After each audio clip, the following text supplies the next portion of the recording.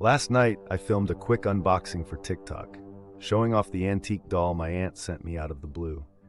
At first, it looked like any other old toy: cracked porcelain cheeks, faded blue dress, and a painted-on smile that seemed a little too bright.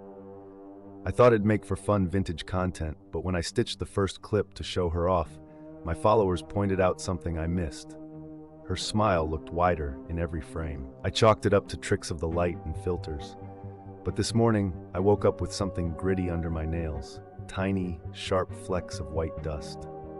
Porcelain. At first, I figured I'd scratched her while moving her around for the video, but when I went to check, the doll was sitting right where I left her, except her lips were stretched into a grin so big it nearly reached her ears.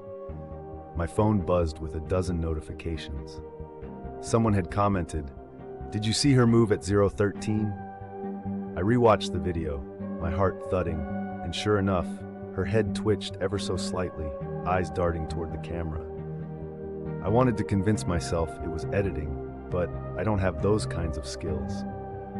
I tried to hide her in the closet, wrapped in a towel, but all day there was a faint clinking sound from behind the door, like tiny hands drumming on wood.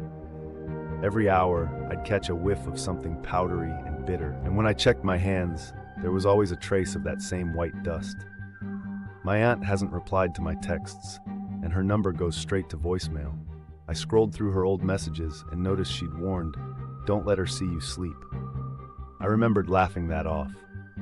Now, I keep glancing at the closet door, dreading nightfall.